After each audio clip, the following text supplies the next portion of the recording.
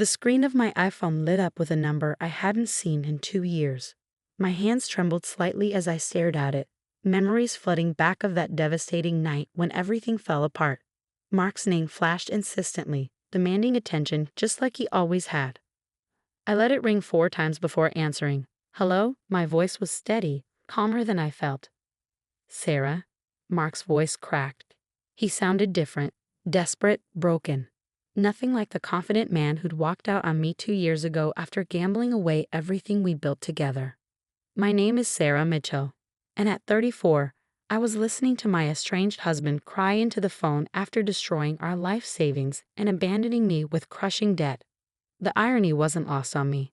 I've made a huge mistake, he sobbed. I should never have left. You have to let me explain.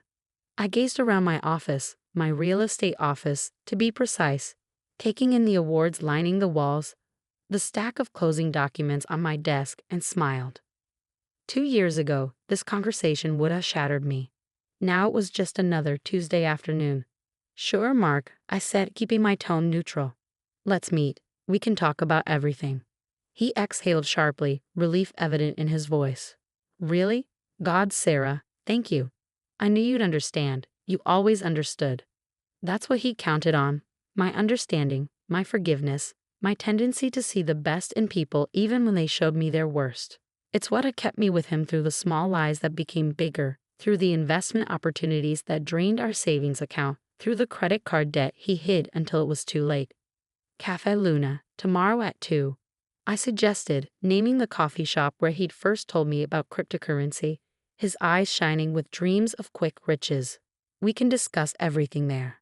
Yes, perfect, he agreed quickly. I'll tell you everything, explain about the crypto market crash, about DeFiMax and how they promised. Tomorrow, Mark, I cut him off. We can talk about it all tomorrow.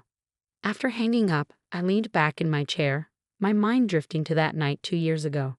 I'd come home from my job as a middle school math teacher to find Mark pacing our small apartment, his face ashen. It's gone, he'd said, his voice hollow. All of it. DeFiMax. The platform collapsed. They took everything. I'd stared at him, uncomprehending at first. What do you mean, everything? Our savings, the house down payment, the investment accounts, he'd swallowed hard. I thought I could double it, triple it. The returns they were promising. The room had started spinning as the magnitude of what he was saying hit me. Nearly $200,000. Every penny we'd saved over 8 years of marriage, gone in a crypto scam. But that wasn't even the worst part. There's more, he'd whispered, unable to meet my eyes. I took out some loans, credit cards in our names. I was trying to recover the losses, make it back before you noticed. $50,000 in credit card debt. He forged my signature, opened joint accounts, maxed them out chasing his crypto dreams. And now he was running away, leaving me to deal with the aftermath. I can't face this, he'd said, grabbing his pre-packed bag. I'm sorry, Sarah. I'm so sorry. I'd watched him walk out, too stunned to cry, too numb to stop him. The next day, I'd learned he quit his job at the tech startup where he worked. His phone was disconnected. He'd vanished, leaving me with nothing but debt and broken promises. But that night, sitting among the ruins of our life together, something had shifted inside me. I'd always been good with numbers, had always understood the power of compound interest and smart investments. I tried to tell Mark that get-rich-quick schemes never worked. That patient, strategic growth was the key to building wealth. He'd never listened. He wanted fast money, crypto millions, the excitement of high-risk trading. And now here I was at 32, starting over with less than nothing. The next morning, I called in sick to work and started making plans. First, I contacted a lawyer who specialized in debt and divorce cases. Then I called my brother Mike, who'd been in real estate for years. I need a change, I told him. I need to rebuild, and I need to do it my way. Mike had listened, really listened, as I laid out my plan. I'd always helped him with the financial aspects of his real estate deals, understanding market analysis and investment potential. Now I wanted to do it myself. You'd be great at it, he'd said. But what about the teaching job? The benefits, the stability? I'll keep teaching for now, I'd replied. But nights, weekends, I'm going to study for my real estate license. I'm going to learn everything I can about property investment, about building real wealth. And I did. For 6 months, I worked my teaching job, studied real estate in every spare moment, and systematically negotiated with creditors to manage the debt Mark had left me with. I lived on rice and beans, sold everything I could, and put every extra penny toward paying down those credit cards. I got my real estate license on a Wednesday. By Friday, I had my first listing through Mike's connections. A month later, I had 3 more. It turned out my teaching skills translated perfectly to real estate.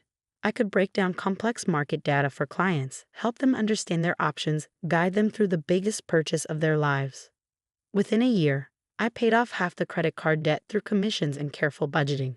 6 months after that, I opened my own boutique real estate firm specializing in investment properties and first-time homebuyers. I understood their fears, their dreams of building something secure. I'd lived it. Now, sitting in my office 2 years after Mark walked out, I was debt-free and running a successful business. My firm had just closed its 100th deal, and I had a waiting list of clients drawn to my reputation for honest, strategic investment advice. My phone buzzed with a text from Mark. "Thank you for agreeing to meet. I have so much to tell you." I smiled, picking up the manila envelope on my desk, the one I'd been saving for just this moment. Inside were documents that would show Mark exactly what I'd built while he was chasing crypto fantasies. Tomorrow at Cafe Luna, he'd learn that sometimes the slow, steady path was the one that led to real success. And maybe, just maybe, he'd finally understand what he'd walked away from. I opened my laptop and pulled up the latest property listings. I had a client meeting in an hour, a young couple looking to buy their first home. They'd saved carefully, done their research, and were ready to build their future the right way. Cafe Luna hadn't changed much in 2 years. The same rustic wooden tables, the same artisanal coffee menu, the same large windows overlooking downtown. I arrived 15 minutes early, choosing a table in the corner where Mark and I had once planned our future overlaps and dreams. I set my leather portfolio on the table, along with the manila envelope. My real estate company's logo, Mitchell Properties, was embossed in gold on both. A small detail, but one I knew wouldn't escape Mark's notice. He walked in at exactly 2 p.m., and I barely recognized him. Gone was the designer suit, the expensive watch, the carefully styled hair. Instead, he wore wrinkled chakis and a faded polo shirt that had seen better days. His face was thinner, with dark circles under his eyes that spoke of sleepless nights. "Sarah," he breathed, stopping short when he saw me. "You look amazing." I did look good, I knew that. Success had given me a confidence that no designer clothes could match. My navy blazer and silk blouse weren't just expensive. They were earned. "Sit down, Mark," I said, gesturing to the chair across from me. "Would you like some coffee?" He slumped into the seat, running a hand through his unkempt hair. "I actually can't afford." "I'll get it," I cut in, signaling the barista. "Still take your Americano with an extra shot." He nodded, looking almost ashamed. Once our drinks arrived, we sat in silence for a moment, the weight of 2 years hanging between us. "Sarah," he started. "Let me go first," I interrupted, opening my portfolio. "Before you tell me whatever you came to say, I want to show you something." I pulled out a series of photographs, laying them on the table one by one.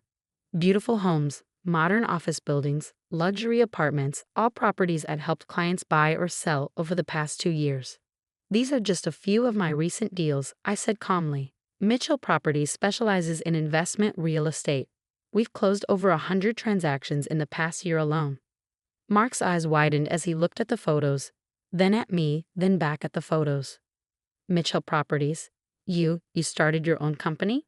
I nodded, pulling out more documents. "After you left, I had 2 choices. I could let your mistakes destroy me, or I could rebuild. I chose to rebuild."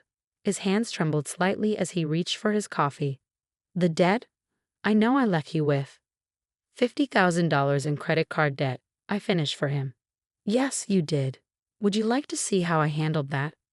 From the manila envelope, I extracted a stack of credit card statements, all stamped paid in full in red ink. I laid them out one by one, watching his face as realization dawned. "That's impossible," he whispered. "How did you?" "The same way anyone builds real wealth, Mark. hard work, smart investments, and patience. No crypto scams, no get-rich-quick schemes. Just strategy and dedication. I pulled out my company's latest financial statement. Mitchell Properties is now worth more than we ever had in savings. The difference is, this wealth is real. It's built on actual property, actual transactions, actual value. Mark slumped in his chair, his coffee untouched. I don't know what to say. When everything crashed with DefiMax, I thought, I couldn't face you. I couldn't face anyone.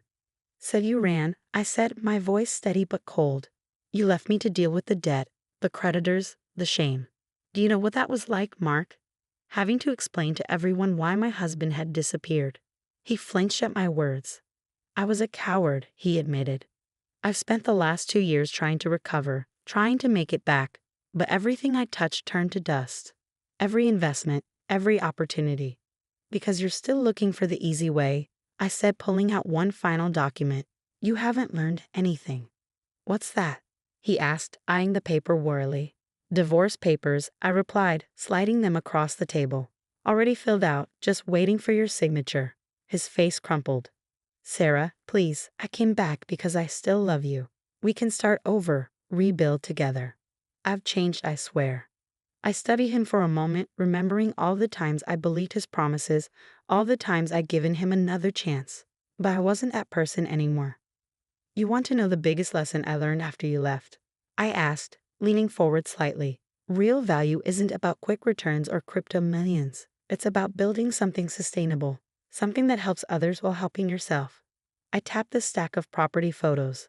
Every one of these transactions represents a family finding their dream home, an entrepreneur starting their business, an investor building their portfolio the right way. That's real wealth, Mark. That's real success. He stared at the divorce papers, his hands clenched in his lap. I have nothing, he said quietly. No job, no savings, nowhere to live. I've been staying on friends' couches, barely getting by. I thought if I could just come back. You thought I'd save you, I finished, like I always did before. But I'm not here to rescue you anymore, Mark. I'm here to finally close this chapter of my life and move forward. Mark's hands shook as he reached for the divorce papers, his coffee now cold and forgotten. What if? He swallowed hard. What if I told you I have a lead on recovering some of the DefiMax money? There's this lawyer who specializes in crypto fraud. I held up my hand, stopping him mid-sentence. Are you seriously trying to pitch me another scheme right now? The familiar glint of desperate hope in his eyes told me everything. He hadn't changed at all. He was still looking for the easy way out, still trying to chase phantom riches instead of building something real. It's not a scheme, he insisted, leaning forward. This lawyer, he's already helped other victims recover their investments. We cold. There is no we anymore, Mark. I interrupted, my voice firm. And there's nothing to recover. That money is gone. But that's not why you're really here, is it? He fell silent, unable to meet my eyes. I waited, letting the moment stretch until he finally spoke again. I saw the article about you in Business Weekly, he admitted quietly. Your company's expansion, the new development project downtown. When I realized how successful you've become, you thought you could come back and benefit from everything I've built? I finished for him. The same way you once thought you could get rich quick with crypto. Tears welled in his eyes, but I felt nothing. No pity, no anger, just a calm certainty that I was finally closing the door on this chapter of my life. I was proud of you, he said, his voice breaking. Reading about everything you've accomplished. I realized what a fool I'd been, throwing away our marriage for. Stop, I said firmly. You weren't proud of me, Mark. You were envious. There's a difference. I pulled out one more document from my portfolio, a cashier's check. His eyes widened when he saw the amount, $50,000.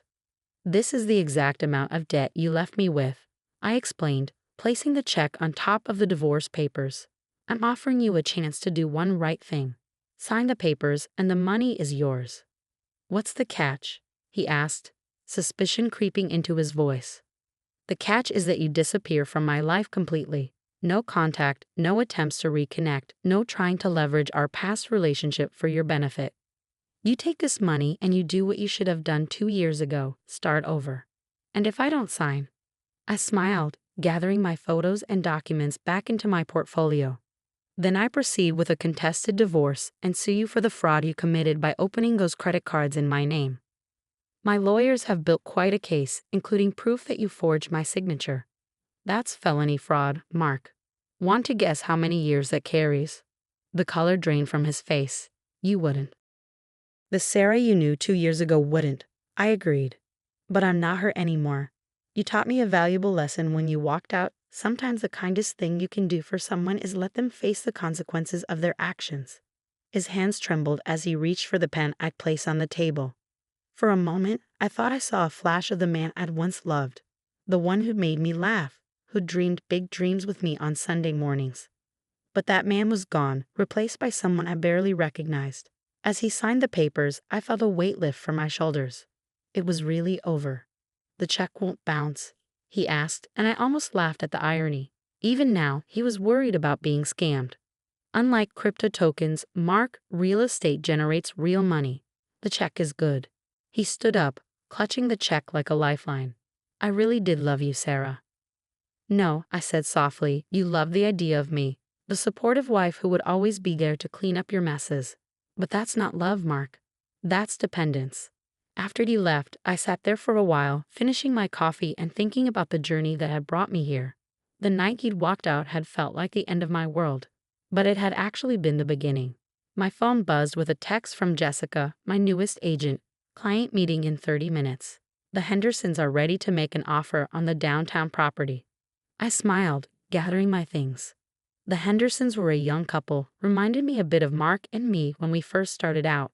But unlike us, they were doing things the right way. Careful planning, thorough research, no shortcuts. As I drove to my office, I thought about the check I'd just given Mark. Some might think I was crazy, giving him money after everything he'd done. But I knew it wasn't really about him. It was about me, about finally cutting all ties with my past and moving forward without any loose ends. The next morning, I stood in front of my team at our weekly meeting. 20 ambitious real estate agents, all drawn to my firm's reputation for integrity and smart investment strategies. Remember, I told them, our job isn't just to sell properties. It's to help people build sustainable wealth, to guide them towards smart decisions that will serve them well in the long run. There are no shortcuts to success, but there is a proven path. Later that day, I received a final text from Mark. Thank you. I'm sorry for everything. I didn't respond. Instead, I focused on my computer screen, where I was reviewing plans for our newest project, a mixed-use development that would bring affordable housing and small business spaces to a struggling neighborhood. This was real value, real impact, real success. The manila envelope with the signed divorce papers sat on my desk, ready to be filed. Next to it was a framed copy of the Business Weekly article Mark had mentioned. The headline read, "From Teacher to Real Estate Mogul, How Sarah Mitchell Built a $1 Million Empire from Nothing." But they got it wrong. I hadn't built it from nothing. I'd built it from lessons learned, from hard work, from the ashes of broken dreams and betrayal. And in the end, that made it all the more valuable. I opened my calendar to check my next appointment. Another client meeting, another chance to help someone build their future the right way. This was my legacy now, not the money or the success, but the knowledge that I was helping others avoid the mistakes I'd learned from. The sun was setting over the city skyline, casting a golden glow through my office windows. From up here, I could see several properties I'd helped clients purchase, each one representing a dream realized through patience and persistence. Mark's final text still glowed on my phone screen, but I deleted it without a second thought. Some chapters need to stay closed, some bridges need to stay burned, and some lessons need to stay learned. Besides, I had work to do. Real work, building real value, one property at a time.